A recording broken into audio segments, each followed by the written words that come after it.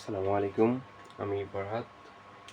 আজকে আমরা আলোচনা করব জাবেদা অধ্যায়ের ক্রয় সংক্রান্ত সকল ধরনের লেনদেন নিয়ে জাবেদা। দেখো এখানে কি বলছে, নগদে পণ্য ক্রয়। নগদে পণ্য ক্রয় দেখো আমরা আমাদের পাঁচটা হিসাব আছে। একটা হচ্ছে সম্পদ, ব্যয়, মালিকানা সত্ত্ব, আয়, দায়। এখানে বলছে নগদে পণ্য ক্রয়, মানে তুমি নগদে পণ্য কিনছো, তাহলে আমরা জানি ক্রয় করলে ব্যয় বাড়ে। ক্রয় করলে কি ব্যয় বাড়ে?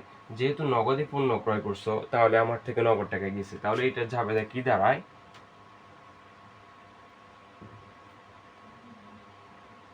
ক্রয় হিসাব ডেবিট, নগদান হিসাব ক্রেডিট। কয়টা কেন ডেবিট হয়েছে? আমরা জানি ক্রয় করলে ব্যয় বাড়ে। ক্রয় করলে কি ব্যয় বাড়ে? তো আমরা কি শিখছি? ব্যয় যদি বাড়ে ডেবিট, সম্পদ এবং বাড়লে ডেবিট, আর আয় দায় মূলধন বাড়লে ক্রেডিট। নগদে যেহেতু পণ্য ক্রয় করছি, আমার থেকে নগদ টাকা গেছে, এই জন্য নগদান ক্রেডিট হচ্ছে। এখানে কি বলছে? বাকিতে পণ্য ক্রয়। আমরা জানি বাকিতে পণ্য ক্রয় করলে পাওনাদার সৃষ্টি হয়, আর বাকিতে বিক্রি করলে দেনাদার সৃষ্টি হয়। এখানে দেখো, আমি যেহেতু বাকিতে পণ্য ক্রয় করছি, আমার কি ব্যয় বাড়ে নাই? হ্যাঁ, অবশ্যই ব্যয় বাড়ছে। তাহলে আমি বাকিতে কিনি বা নগদে কিনি, আমার ব্যয় বাড়বে।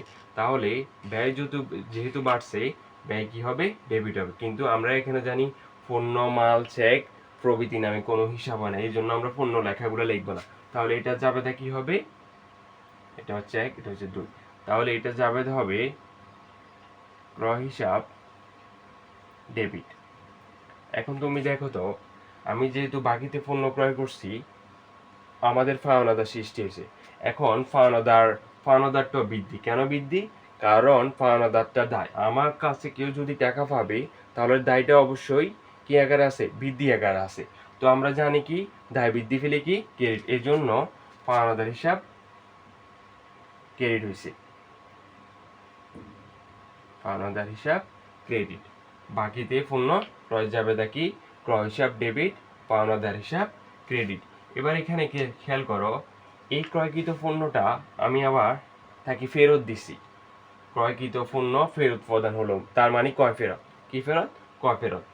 তাহলে কয় ফেরতের জাবেদা কি হবে? এটা উল্টে যাবে।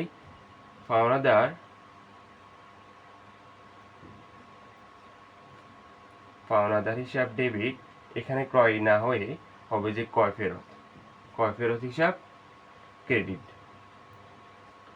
এখন এখানে খেয়াল করো, পাওনাদারটা কেন ডেবিট হয়েছে? আমি বাকিতে পণ্য যদি ক্রয় করি, আমার দায় সৃষ্টি হবে। দায় যেহেতু সৃষ্টি হয়েছে, পাওনাদার মানে আমার কাছে টাকা পাবে। তো আমরা জানি কি পাওনাদারে যদি টাকা পাই, আমার দায় বৃদ্ধি, এই জন্য দায়টা পাওনাদারটা ক্রেডিট করছি। কিন্তু পরে যেহেতু ফেরত দিয়ে দিছি, তার মানে পাওনাদারটা কি হয়ে গেছে?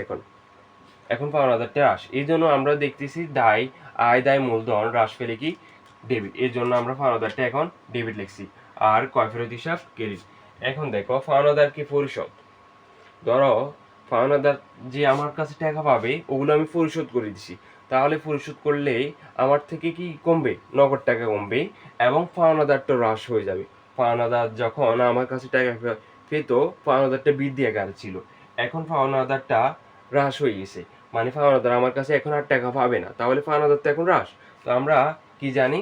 পাওনাদার মানে দায়, দায় যদি হ্রাস পায় ডেবিট, এই জন্য আমরা পাওনাদারটা ডেবিট লিখব। পাওনাদার হিসাব ডেবিট। আর আমার ক্ষেত্রে কি গেছে? নগদান। নগদান হচ্ছে সম্পদ, সম্পদ হ্রাস পেলেই ক্রেডিট। এটা ঠিক আছে। তারপরে দেখো, এটা মোস্ট ইম্পর্টেন্ট এই জিনিসটা। এটা হচ্ছে বিক্রয়ের উদ্দেশ্যে পণ্য ক্রয়। বিক্রয়ের উদ্দেশ্যে পণ্য ক্রয়, এটা মানে হচ্ছে যে ধরো তুমি একজন ব্যবসায়ী, তুমি পণ্যটা ক্রয় করছো মূলত বিক্রি করার জন্য, এটা স্থায়ী না। মানে এখন আমি আমার নিয়মিতই পণ্য বিক্রি করি, মানে আসবাবপত্র বিক্রি করি, তখন কি এটা আসবাবপত্রটা আমার জন্য স্থায়ী সম্পদ? না, স্থায়ী সম্পদ না। এটা মুনাফা জাতীয় ব্যয়, ব্যয় বলতে হবে তখন। তাহলে তুমি বিক্রয়ের উদ্দেশ্যে আসবাবপত্র ক্রয় করছো, তার মানে তুমি দোকানদার, তুমি প্রতিদিন নিয়মিত আসবাবপত্র বিক্রি করো। তাহলে এটা জাবেদা কি হবে? এটা জাবেদা হবে যে আমি যেহেতু ক্রয় করছি, আমার ব্যয় বাড়ছে, তাহলে জাবেদা হবে ক্রয় হিসাব ক্রয় হিসাব ডেবিট, আসবাবপত্র হিসাব ক্রেডিট। তাহলে বিক্রয়ের উদ্দেশ্যে আসবাবপত্র ক্রয়, তাহলে জাবেদা কি হবে? ক্রয় হিসাব ডেবিট, আসবাবপত্র হিসাব ক্রেডিট। এবার এখানে খেয়াল করো, বলছে বিনামূল্যে পণ্য বিতরণ। এখন প্রশ্ন হচ্ছে, আমি বিনামূল্যে পণ্য বিতরণ করি কেন? বিনামূল্যে পণ্য বিতরণ, বিনামূল্যে কেউ পণ্য বিতরণ করে তার প্রতিষ্ঠানে বিজ্ঞাপন হওয়ার জন্য। তো সেম এইটাও, আমি কি বিতরণ করছি? পণ্যটা আমার ক্রয়কৃত না, তাহলে আমি যেহেতু বিতরণ করছি, তাহলে আমার ব্যয় বাড়ছে, মানে বিজ্ঞাপন বাড়ছে, বিজ্ঞাপনের জন্য তো করতেছি। এই পণ্যটা যেহেতু বিতরণ করছি, এটা কমে গেছে, তাহলে আমার এটা জাবেদা হবে কি? বিনামূল্যে পণ্য বিতরণের জাবেদা হচ্ছে যে বিজ্ঞাপন হিসাব ডেবিট, আমি কিন্তু নগদ টাকা দিই নাই, আমি তাদেরকে বিনামূল্যে পণ্য বিতরণ দিচ্ছি। যেমন ধরো নতুন একটা লাইব্রেরি হয়েছে বা কিছু একটা প্রতিষ্ঠান হয়েছে, ওরা ফ্রিতে খাতা দিচ্ছে বা কিছু দিচ্ছে, এগুলো হচ্ছে বিনামূল্যে পণ্য বিতরণ। আর ক্রেডিট কোনটা হবে? ক্রয় হিসাব, ক্রেডিট।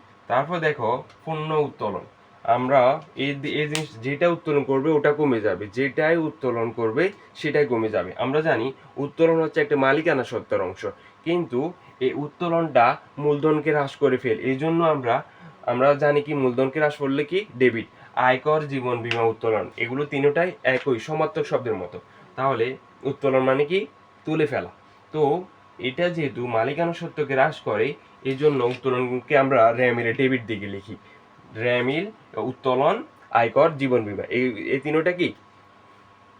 ডেবিট দিকে লিখি। কিন্তু এগুলো কোনো ব্যয় এবং সম্পদ না, এগুলো মালিকানা সত্ত্বকে বা মূলধনকে হ্রাস করে ফেলে, এই জন্য আমরা এটাকে ডেবিট লিখি। এখানে বলছে কি? পণ্য উত্তোলন। তাহলে আমরা জানি কি পণ্য উত্তোলন যাবে, দেখি উত্তোলন যেহেতু করে ফেলছি, তাহলে এটা ডেবিট হবে।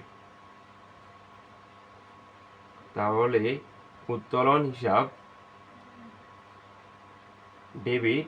আর পণ্য জানলে আমরা পণ্য লেখা থাকলে ক্রয় লিখি, ক্রয় হিসাব ক্রেডিট। তাহলে পণ্য উত্তোলনের যাবে দেখি উত্তোলন হিসাব ডেবিট, ক্রয় হিসাব ক্রেডিট। এবার এটা দেখো, এখানে বলছে স্বীকৃত বিলের মাধ্যমে পণ্য ক্রয়, স্বীকৃতি বিলের মাধ্যমে পণ্য ক্রয়। এখন এখানে স্বীকৃতি বিল কথাটা কি? স্বীকৃতি বিল হচ্ছে যে, ধরো তুমি কারো থেকে বাকিতে পণ্য কিনছো, তাহলে তুমি তাকে একটা ওয়াদা দিচ্ছ যে আমি এত দিনের মধ্যে টাকাটা দিয়ে দিব, বা একটা লিখিত কাগজের মধ্যে দিয়ে দিছো। ওই লিখিত কাগজটা হচ্ছে তোমার স্বীকৃত বিল, মানে তুমি এত দিনের মধ্যে বা এত সময়ের মধ্যে তুমি তাকে টাকাগুলো দিয়ে দিবে, এত টাকা দিয়ে দিবে, এটাই হচ্ছে আমার স্বীকৃত বিল। এখন আমি যদি স্বীকৃতি বিলের মাধ্যমে পণ্য ক্রয় করছি, আমরা দেখতেছি বাকিতে পণ্য ক্রয় যাবে দেওয়া কি? ক্রয় হিসাব ডেবিট, পাওনাদার হিসাব ক্রেডিট। এই ক্ষেত্রে হবে যে আমি যেহেতু ক্রয় করছি, আমার ব্যয় বাড়ছে, তাহলে এখানে জাবেদা হবে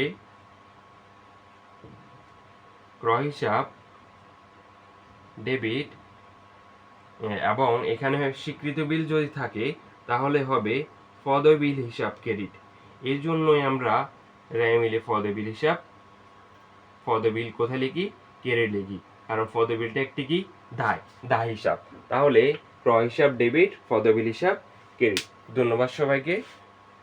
আমরা নিয়মিত এই সংক্রান্ত জাবেদা নিয়ে ক্লাস দিব এবং ধাপে ধাপে এই সব বিষয় নিয়ে সবাই আমাদের সাথে যুক্ত থাকবেন। ধন্যবাদ।